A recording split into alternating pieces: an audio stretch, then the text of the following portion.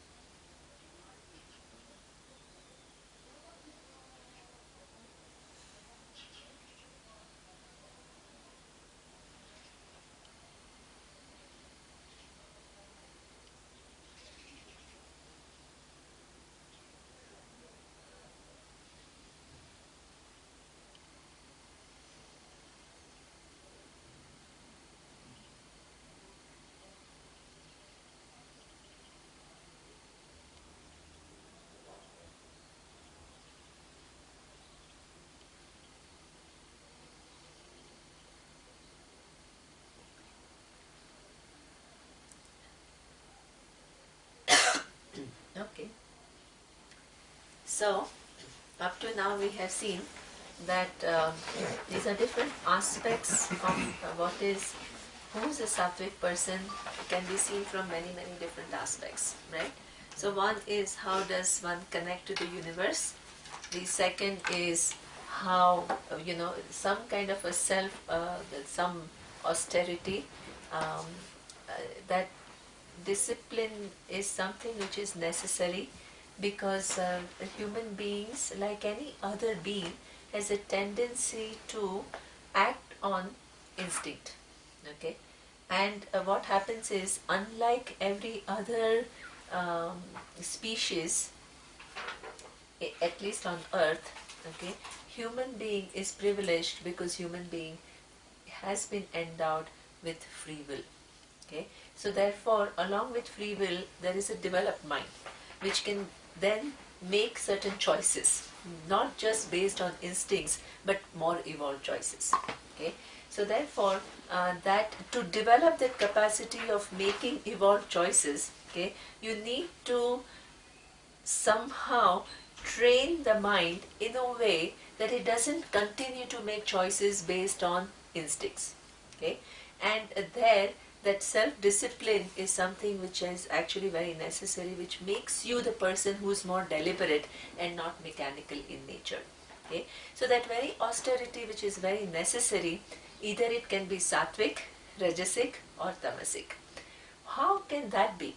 Okay, it can be because when it is serving the purpose of making you more deliberate, more kind of focused and more enlightened person with a wider perspective, who makes a decision from a wider perspective rather than one's own raga and dvesha, as Parijat was saying, then you're using that tapas in a right manner to make you achieve what you need to be as an individual. Okay, but now that same austerity could be rajasic if, as a result of that austerity, let's say you become a person who attracts people, and then it becomes a source of power for you.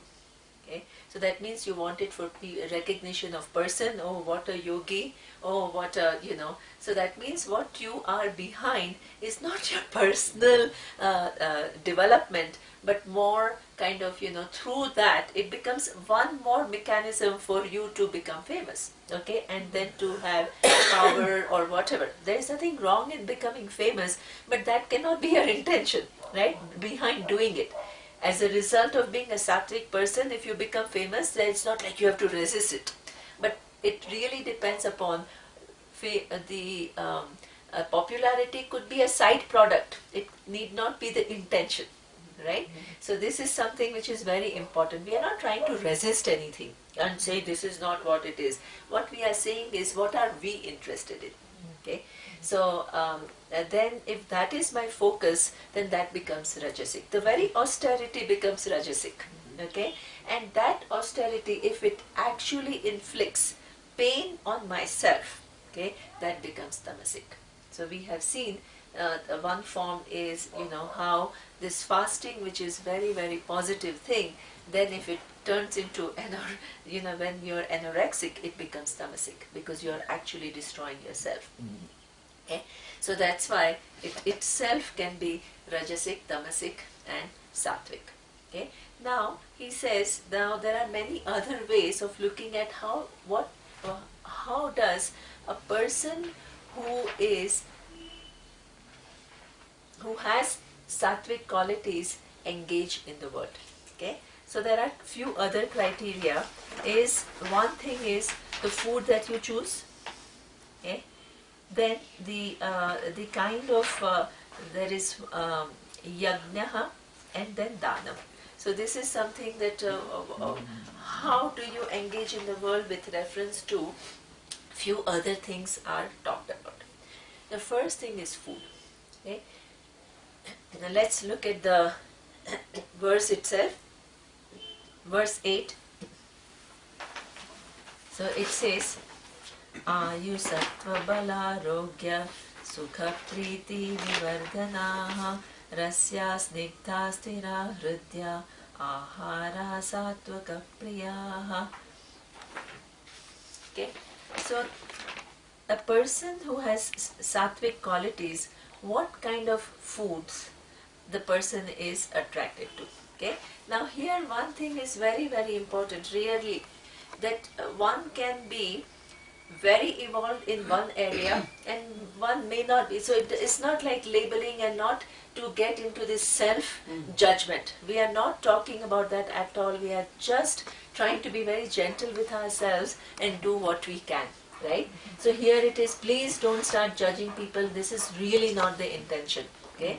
So this is, this person is having tamasic. The whole vocabulary changes, but that's the tendency of mind to be judgmental remains. That is what we call pseudo spirituality. Okay, we are not trying to do that. Okay, but you need to understand that the food that generally we choose, as yesterday when I talked about, we use a certain. Why do we eat the kind of food that we eat? Okay, generally when we are born, the food is served to us, right? It's not like we make choices. We are born in a certain family background and then the food is served to us. So that becomes my habit. Okay. Now as I begin to intake that food, what happens is, that my system somehow is geared to accept that food, and any other food my system has to adjust. Right? Now as you become a little bit older, what happens is that you probably need not always go with whatever food that you were born with. Sometimes people make major shifts, in the kind of foods they eat. Okay? So generally what is the criteria people use when they shift their preferences? Health. Right? That is what, what is healthy. You become little bit more aware. Even if you were born in a family which had lot of oily food, then you try to avoid that. Very spicy food, you try to avoid that. Fatty food, you try to avoid that. So the whole criteria has now become what? Health. Okay. Now a sattvic person, there is not only health, not only habit, but some other criteria. Okay. What are the other criteria? Sattva. Sattva means, as we saw, engaging in a world with a proper understanding of things. Yeah, okay? Eating is an action that I perform 3 times a day. The food that I choose reflects in a certain way the choices that I make and the way I engage in the world. Okay? So, a sattvic food would have a different type of criteria. It's not just health, it's not just habit. Okay? The first criteria is, it's a choice where you have thought through things a little bit more. Okay? So the first criteria is ahimsa. Okay? Ahimsa is non-violence. Okay? Now the world is designed in a way that, in fact, in the Sanskrit there is a saying, Jivaha Jivasya Bhojanam. Okay? That means a life depends upon life. Okay? So that means in order for you to eat, okay, you have to take some life. Okay? There is, you can't avoid it totally, because even when you eat the plant food, you are actually in some ways, okay, taking a life. Okay? But then what is interesting is that doesn't mean that there is a degree. The least harm possible. Okay? We are not saying totally not harming, because that's impossible. Okay? The least harm possible. Okay? When you apply that criteria, that I am engaging in the world in a way that my food habits have to exhibit that I am sensitive to the needs of beings around me. Okay? So that means just as I want to live, right, others also want to live. Okay? Nobody wants to die. Okay? Then I try to do the least harm possible. Okay? In that sense, the vegetarian food, you certainly do much less harm than when you eat, a live like animal or fish or whatever, right? So that means, in fact, you really need to think through things, okay? Because what happens is that when I don't know, people eat chicken and I don't know, goats, or I don't even know, sheep or cows, or I don't know what all they eat, pigs, I don't know what all they eat, right? So when they are basically bred, okay, and then they go to a slaughterhouse. Just imagine the scene. Don't even have to go to a slaughterhouse and see that, okay? Imagine a scene where the pig or the cow sees that now the one in front of me is finished, okay, and now next is my turn. It is really, if you are a thinking person, it is too much. Okay. And what happens is, at the time, in fact, the animals are very intelligent. They know the danger is there right now. My time has come. Okay, and there is a mechanism through which, okay, that the body excretes a certain chemicals, right? Because that is out of fear. That is just, and that is something which has spread all over. Okay, and then the cow's turn comes and gone. Okay, now that it comes very nicely presented on your plate with very beautiful, if you're French, then it's all come with, very beautiful garnishing and all. It looks all wonderful, but actually you're eating a dead cow. It is the truth. Okay? And the violence that is inflicted is something which is enormous. And you're not doing it one time, you're doing it day after day after day. There is a cost. Okay? So this is what we say, that there is certainly himsa there. And you can say one thing, and you said, even if I become a vegetarian, right, the slaughterhouses will continue because there are millions of human beings, right, who will eat meat. So how am I really contributing? But that is the wrong logic. Okay? People do whatever they want. You don't partake in that. That is your choice. That is what we call human free will. You don't do it just because you want to be healthy, because you want to reduce your cholesterol. You can be a vegetarian entirely for reducing your cholesterol, okay? But you can be a vegetarian because you have value for life. Different. Two individuals are vegetarian, but what they understand out of it makes all the difference. Okay? That is your sensitivity when you engage in the universe. You make choices. Okay? So this is what we say, that vegetarian food is certainly more, that passes the test of ahimsa. Okay? The second thing is, you're into environment. Okay? If you look at the criteria, my choices have a certain repercussions, not only in terms of my value for ahimsa, non-violence, but it has a certain repercussions, okay, on the nature of the universe itself. Okay? If you see the livestock industry, okay, what the huge fields are meant to feed the livestock.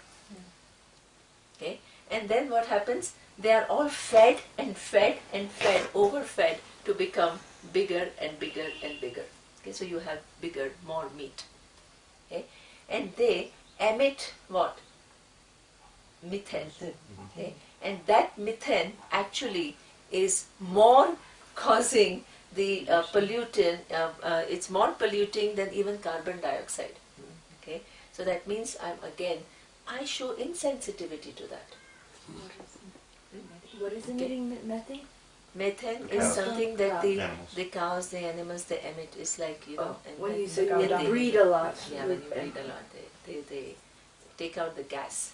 So the contribution to the greenhouse effect and the warming of this is much more than, for example, the emission of carbon dioxide by the cars. Right? It is. It's actually one of the worst gases out there. Yeah. Okay? So that means we think about environment and we talk very sophisticatedly about the government policies and we talk about the industry, but we ourselves take part in that and we are totally oblivious to that. This is how human life is lived. Always we find, our reasoning applies to the world, right? And we are all fine, right? Okay? So this is where you actually begin to be that sensitive person, that what is within my prerogative, I make wiser choices. Not just out of habit, not just out of my concern for my health, right? But certain bigger criteria.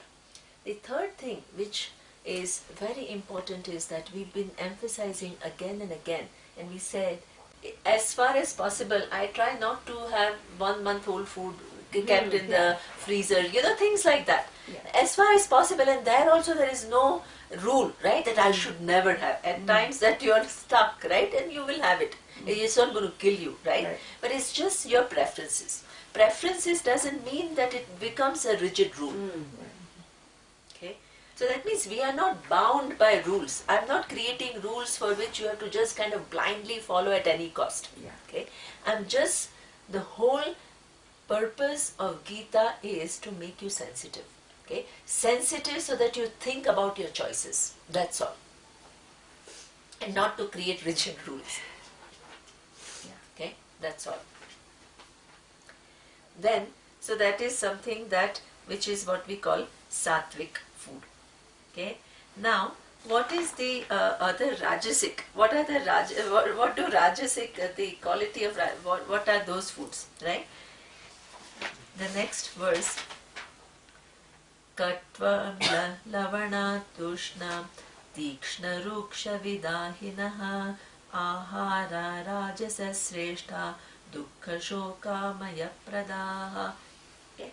So here he says that the foods that are extremely, right, not just normally, but extremely pungent, right, very bitter, very sour, very salty, okay, excessively hot, astringent, burning, okay. So these are the ones that are what we call Rajasapriya. Okay. Now, what's wrong with that? Okay, here again, it's not like you have to judge yourself or anything. It's just to see what is happening. Okay. Generally, what happens is that certain tastes we are committed to. Okay. My grandmother, I loved, what she said is that, you really love certain food, and most of the time the food that we really love is either unhealthy, okay, or something which is not going to be good for us or whatever, right? So then she said you know, when you take the food, okay, up to when are you going to taste it? Until it is on your tongue. Yes. Okay? How long does it stay on your tongue? Not too much. Not too much, right? And your whole commitment, after it stays on the tongue, it then goes. Okay? How long does it stay in your digestive system? In how long? Long. Much longer. Okay? So if your whole choice is based on the taste that it is going to produce, totally disregarding the effect it is going to have on your whole system, what kind of choice is that? Oh, beautiful. Oh, beautiful. What a nice way to... It is amazing. When she taught me that, I said, my God, how short-sighted we are. Okay? Because my commitment is only to this few moments where this food is going to last here. And then I'm totally oblivious to what effect it is going to produce on my body. Okay? So this is where he says it's very short term.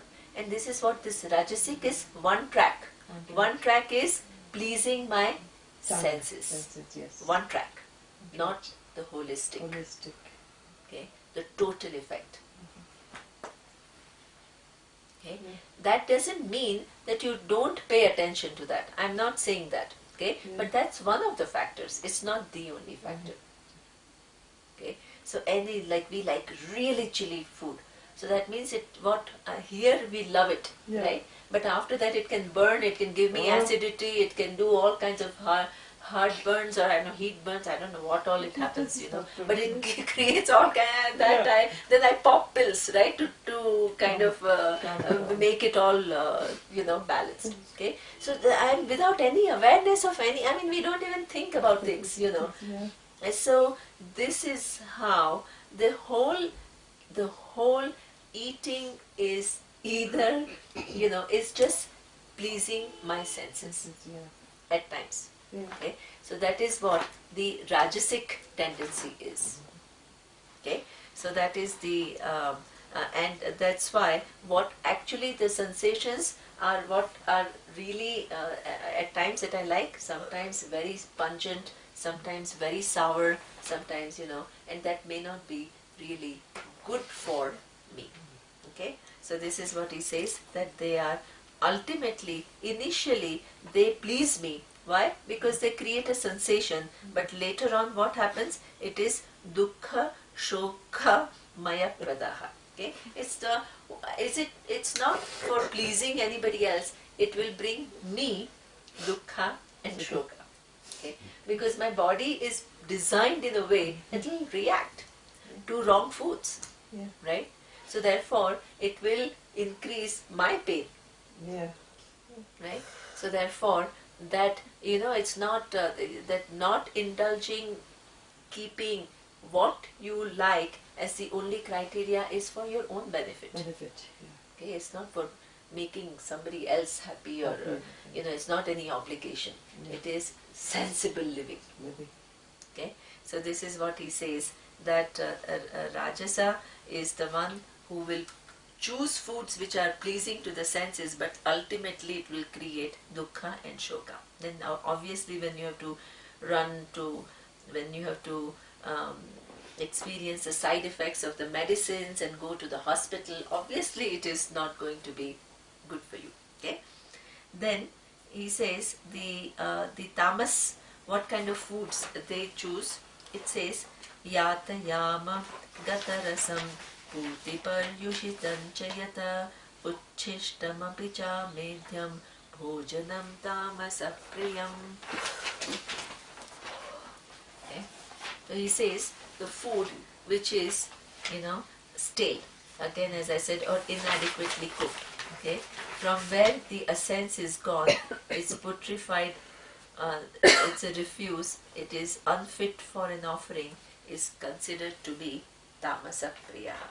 Okay? So again, as I said, that, there is no such rule that, but as far as possible, okay, stale foods, they have lost their capacity to nourish you. Okay, so therefore one avoids that. Okay, because the purpose of the food is what? Nourishment. Exactly. Yeah. So you want to take foods that will nourish you the most. Okay. Then the foods which will create what? Certain create toxins in your body, in your system, is something that you, using your free will, are putting in.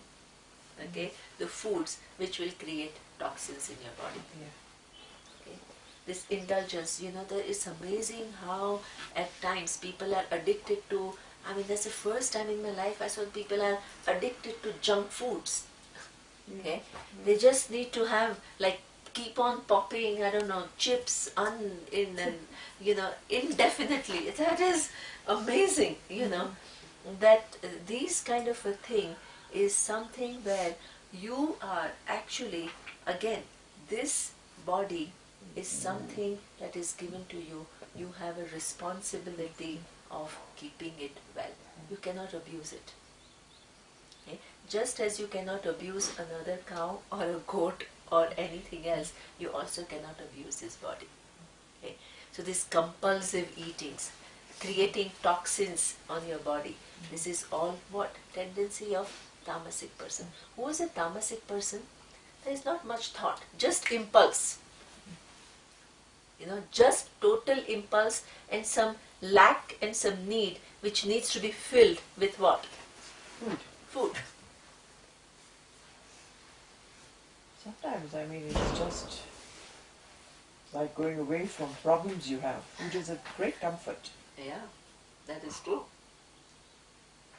A big bucket of ice cream goes a long way in making life happy. Yeah. Addictions, every addiction is like that, consumption of all these addictive things, it's all like that, you are actually torturing your body.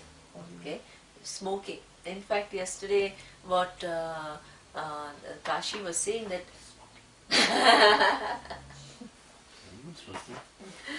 okay, so that means you use your free will to add, toxics to your body. Yes, you are. So that means that for what? Because it gives you some Momentary. Exactly. So that means the whole thing is you've not thought through anything and you're just impulsive. Okay, whatever gives immediate pleasure, that becomes the criteria of your choice. Drugs, alcohol, all have a similar effect. And how do you explain Lord Shiva's acceptance of marijuana? No, I don't know about. First of all, these are all. There is nowhere in the Shastra where it is written that he was really. We don't. No, I don't want to enter in. Okay. First, what is Lord Shiva itself? You have to understand. Okay, because we make into some person and then we give some attributes. This is not at all what Shastra is talking about. Okay, so these are some conventions which don't really have any basis in Shastra. Okay. Okay. So these are what we call inflicting certain pains on your body without thinking about it. Okay, and why do people do it? Why should people, put toxins in their body? Hurt, pain inside. Exactly. To somehow, Sadness. huh? Sadness. Exactly. Okay. So that sadness, that pain, can be dealt with what? In a better way, right? Yeah. Not by further intoxicating you. Okay. So that means there is not much thinking which is involved, and this is why it is tamasic. Okay. So this is what the food choices are. Okay. So now No, go ahead. how? Okay. Then the next is the what we call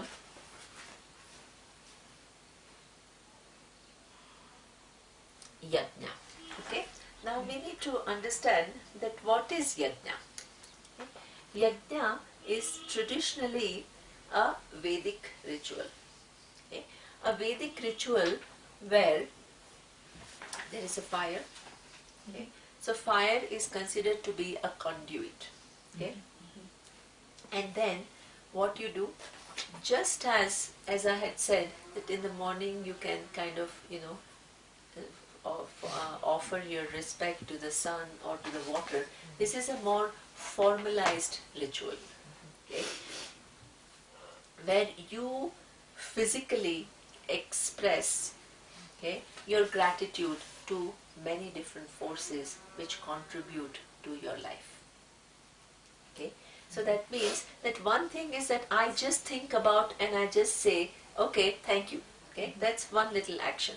But when I sit and when I perform a certain act, the impact of that is a lot more. Okay, it's the same thing. Okay, you love somebody and you just have one thought, oh, I love this person. Okay, and you stay with the person, you talk to the person, you formalize, you concretize that feeling of love, you give it an expression, it is going to become what? Far more intense, concrete. Right? And this is how the life is lived in forms. It's not just lived in your mind. Right? Anything, any good feeling, empathy, how? You need to express it in form of compassion. Okay? Your love has to be expressed in form of really either verbal, physical, okay, some expression or action. How many children, if you think, okay, grow up feeling unloved? How many? Many. Okay. Does it mean that their parents didn't love them at all? they didn't express it. Exactly. Okay. Very often, parents would, unless the parents are psychologically, I don't know, a little bit damaged, generally parents love children. Okay. They do. Okay. But how many kids feel unloved? Where is the problem? In expression. Okay. So all these arguments that, oh, it's just enough for me to feel it, I need not express it. This is something, there is a huge fallacy. Okay. Life is lived in forms. And in that forms, the capacity to express is something in form of your action, to concretize it is something which is given to you, and in order for you to make it more real, we are not just mental human beings, we have to express whatever we feel here, it has to come out. Okay? So this gratitude is not just enough to just feel gratitude. Okay? Many people, all these people, oh yeah, I just feel it, so why should I do? This may be one form. Okay? I'm not saying everybody has to go and sit and do yajna and all that. Is that the same as Havan? Yeah. Yes. Oh, okay. Exactly. It doesn't mean that that is the only form. In karma, you are given choice. You can do many, many different things, but concretize. The main idea is you concretize that what you understand in form of a physical action. Then it becomes more real. Okay? That's one form. That's a Vedic form. But it doesn't mean that everybody has to follow that Vedic form. You can, but don't just keep it only at mental. It's not sufficient. Yeah, because you can see a child in a cradle and say, I love it. I love, not even verbalize it, feel it. But unless you pick up the child and hug it, Exactly. the feeling will not Absolutely. translate. This is what, things like breastfeeding, hugging, okay, physical touch. Okay, this Reiki and all, it's interesting because a lot of it just somebody comes and touches you, right? At the place, that itself is so healing, you don't realize how healing. How deprived we are of just some soothing touch. And that is why when something affects us psychologically, we say we are touched. Yeah, That is an expression. exactly. And I was touched by the Is that gesture. absolutely. So the touch. The touch, right? So that means this is something that it is so important, you know. Life can not be only lived in your mind. No. It has to be expressed. The more you express, the more it is that, you know, that